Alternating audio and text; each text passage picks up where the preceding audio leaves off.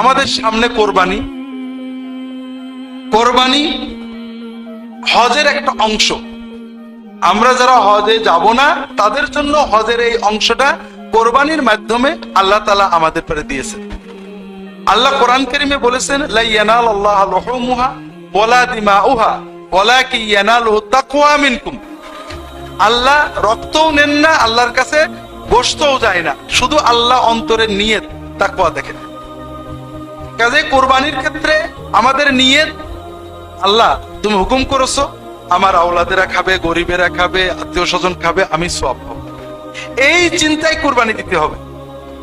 কোরবানি লোকে দেখবে, ছোট গরু দিলে মানুষে কি বলবে, একটু বড় দিতে হবে, অথবা গোশত যত বেশি আমি ঘরে ফ্রিজে রাখতে পারি অনেকদিন, এই চিন্তায় কোরবানি দিলে তো কোরবানি হলো না। কোরবানি আল্লাহর জন্য আমি ব্যয় করব, আমার সন্তান খাবে এটাও, গরিবেরা খাবে এটাও, আত্মীয় স্বজন খাবে এটাও, আল্লাহর হুকুম হিসেবে আমি পালন করব। কাজেই যারা ধনী, যারা নিয়মিত আপনারা গোশত কিনে খেতে পারেন, তারা 3 ভাগ না বেশি দেওয়ার চেষ্টা করবেন দরিদ্রদের। এখানে 3 ভাগ করতে হবে এটা জরুরি না, বরং আপনি যত বেশি পারেন দেওয়ার চেষ্টা করবেন।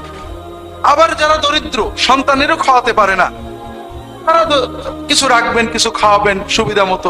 চেষ্টা থাকবে মানুষকে দেওয়া, ভালো করে দেওয়া, জান ভরে দেওয়া, মানুষ যেন খেতে পারে, আল্লাহ যেন খুশি হন, এদিকে খেয়াল রাখতে হবে।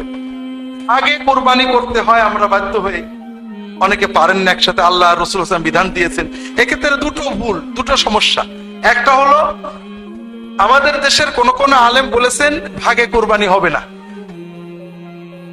কথাটা তারা ঠিক বলেননি, খুবই ভুল বলেছেন। সৌদি আরবের আলেমরা এই মসলা শুনলে হাসে যে পেয়েছে কোথায়। রাসূলুল্লাহ সাল্লাল্লাহু আলাইহি ওয়াসাল্লাম 7 জনে ভাগে কোরবানি দেওয়ার অনুমতি দিয়েছেন, সহিহ হাদিস। এখন তারা বলেন যে উনি যেহেতু সফরের ভিতরে কোরবানি দিয়েছেন, ভাগে অনুমতিটা সফরে দিয়েছেন, কাজেই নিজের বাড়িতে থাকা অবস্থায় হবে না। এটা কোরআন এবং সুন্নাহর মূলনীতিতে ভুল।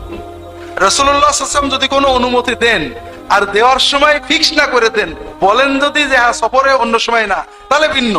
আর উনি যদি কিছু না বলে দেন তাহলে সবার জন্য ওটা উন্মুক্ত হয়ে যায়। এজন্য ভাগে কুরবানি দেওয়ার ব্যাপারটা সহিহ হাদিসে আসছে, এবং বাড়িতে সফরে মুকিম অবস্থায় সকল অবস্থায় কুরবানি ভাগে দেওয়ার বৈধতার ব্যাপারে শাফিঈ, হাম্বলি, মালিকি, হানাফি ফুকাহাদের ইজমা আছে। কাজেই এটা নিয়ে বিতর্কটা অনাকাঙ্ক্ষিত এবং অনুচিত, হাদিসের আলোকে ঠিক না। সহিহ হাদিসে অনুমতি আছে, আমি আবার একটা শর্ত জুড়ে ওটা বন্ধ করব, যেটা শর্ত রাসূলুল্লাহ সাল্লাল্লাহু আলাইহি ওয়াসাল্লাম করেননি, সাহাবীরাও করেন।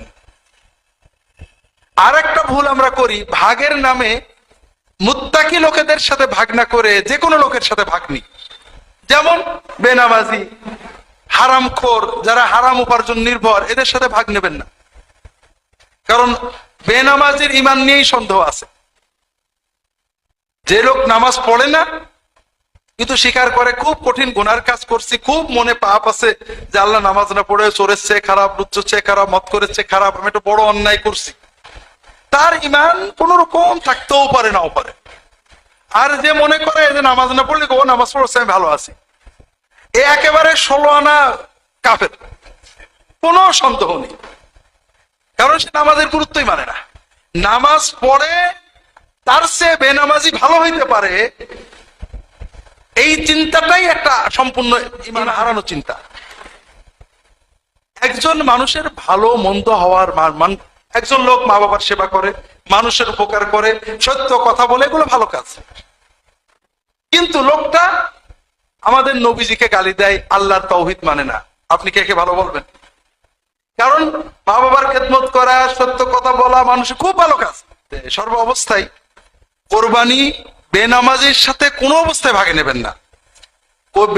বেনামাজি কুরবানি দেয়, এর নমুনা হলো ন্যাংটো লোক পাগড়ি পরে,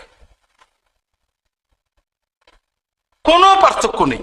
কুরবানি দেয়া সুন্নত অথবা ওয়াজিব, ঠিক না? আর নামাজ পড়া ফরজ।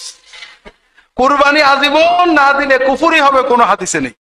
কিন্তু নামাজ একক তো নষ্ট করলে কাফের হবে, এরকম অনেক হাদিস আছে।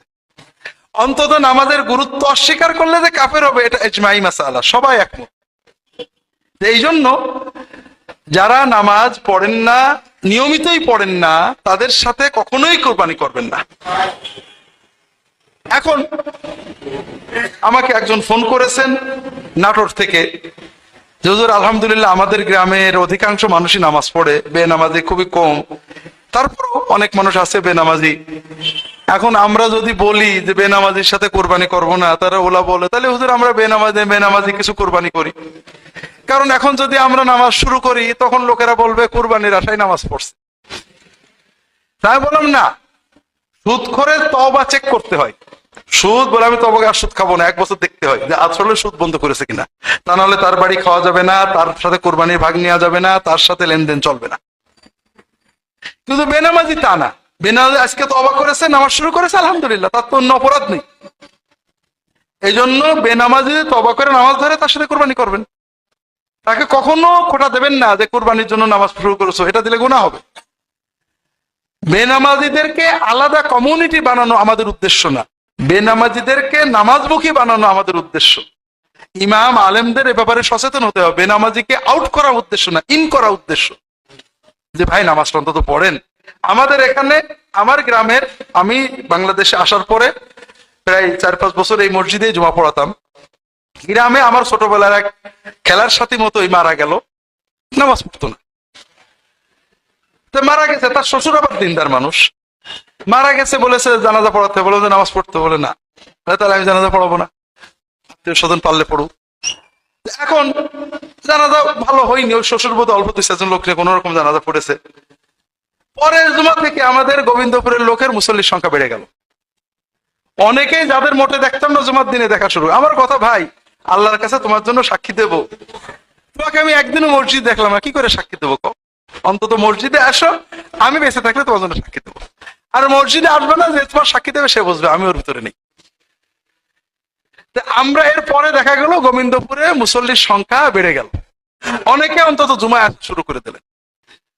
আমাদের উদ্দেশ্য ইন করানো, আউট করা না, বেনামাজিকে সমাজচ্যুত করা না, বেনামাজিকে আদর করে নামাজ পড়ে সমাজে আনা।